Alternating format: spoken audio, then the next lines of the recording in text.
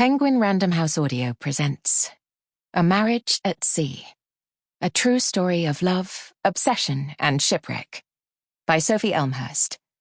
Read for you by Marisa, Calin. To my mother, and in memory of my father. Part 1. 1. 4th of March, 1973. Maralyn looked out at emptiness.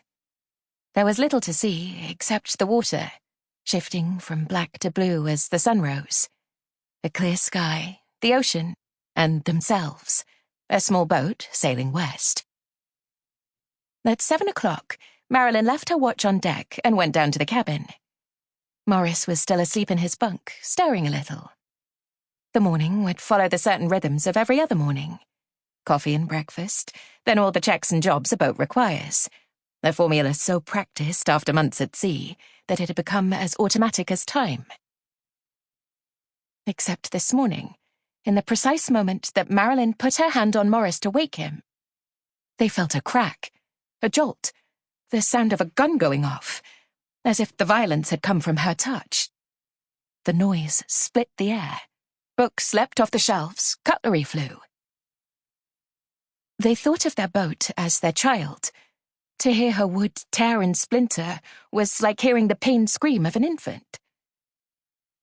Up on deck, they discovered the cause. A whale was next to them in the ocean, massive and alive. Water was streaming down the dark cliffs of its body as it twisted and writhed. It looked as if it were trying to climb out of the waves, hauling its dark bulk up, then smashing back down, a meteor landing in the ocean, showering spray. Its tail, 10 feet across the flukes, was beating at the surface in a kind of fury. Blood poured from its body into the water. Maralyn couldn't understand where it had come from. She'd just been up here, waiting for the dawn, and seen nothing but a fishing boat when she'd taken over from Maurice at 3. You don't miss a whale. But perhaps you do. It must have risen from the depths just after she'd gone down the ladder and broken the surface right where they were. She couldn't bear the thought that they'd somehow hurt the creature. It seemed uncanny that in the entirety of the Pacific, this would be the spot it chose. What did it matter? There it was. A sperm whale, Maurice could tell, from the blunt square block of its head. He knew his whales. It was 40 feet long, he guessed, a good 10 feet longer than their boat. This close, it was difficult to take in. Whales were best admired from a distance, like certain kinds of paintings. He could identify its parts, the blowhole, the lower jaw, the pectoral fin. But they didn't seem to add up to a coherent whole. The creature was out of proportion, unnatural in its size. One rogue swipe of its tail, and they would be cleaved in two. It was monstrous, he thought, only compared with them. The whale was still thrashing, as if it were trying to shake something off, or escape its own body. It was dying, Maurice realized. These were its death throes. And then it was gone, sucked into the unknown darkness of the ocean. It would likely die down there, blood leaking into the water, alerting other creatures to its presence. Great whites and blue sharks would gather, rip it apart, and feast on its blubber. They stared at where it had been, the surface marked by dissolving trails of blood. Such stillness after a performance like that. Wait, the crack. Never mind the whale. Down in the cabin, water was already coming through the floorboards. How long had they wasted up on deck, staring at the whale? Maralyn worked the pump, while Maurice splashed around searching for the damage. There it was, a hole below the waterline near the galley, about 18 inches long, 12 inches wide, the size of a briefcase. Maurice was shouting, "Get the spare jib sheet, clip it to the corner of the headsail, lower it over the bow, and drag it to cover the hole, then make it fast at both ends to secure it. The pressure from the ocean should force the sheet into the hole, plugging it. He adjusted the sails to keep the boat moving at about 2 to 3 knots, and they hurried back down below deck. Maralyn kept pumping, hoping the water level would now go down. But the sheet wasn't working. The water kept rising. They needed a way of plugging the leak from the inside. Maralyn found clothes, cushions, and blankets, and stuffed them into the hole. That didn't work either. Perhaps there was another hole they hadn't found, some unseen damage where the water was pouring in. It was too late to find it now. The water was up to their knees, and the cupboards were starting to spring open, unleashing their contents. Eggs and tins bobbed around them. They looked at each other. Maurice fetched the life raft and the dinghy, then collected as many freshwater containers as he could find. Maralyn waded round the galley, filling 2 sailbags with their things.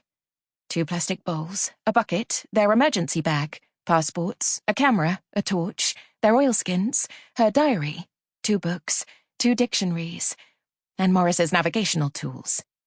His nautical almanac, and sight reduction tables, his chart, sextant, compass, and logbook. They worked fast and in silence, strangely calm as the water rose. It wasn't easy, gathering possessions from a vessel filling with ocean. 10 minutes it took to gather what they could. Then they climbed off the boat into the dinghy. Around them, the Pacific was moving gently. Maralyn watched cushions she'd spent hours embroidering float away on the waves. Their boat settled low in the ocean, then lower. Maralyn found her camera and took a picture of Maurice, who was sitting in front of her, shirtless. He turned back to look at her, every muscle of his back delineated under the harsh glare of the sun, wearing an expression not of fear, not yet, but of a kind of taut blankness, as if he had not quite grasped what was taking place. The sight of their boat tipping to one side as she sank in the middle of the ocean. She went down so gracefully. The solid bulk of her hull, the deck, cockpit, sails, and ropes, all quietly swallowed by the water. Maralyn took a picture as the last triangle of sail and the tip of the mast disappeared beneath the surface. Frozen in the photograph, the mast looked as if it might be coming the other way, emerging from the water like a thin arm hoping for rescue. 2. Maurice Bailey, in 1962, was working as a compositor at Bemrose Printers in Derby, a fine old press that in its prime had printed the large railway timetables pinned up on the station notice boards across England.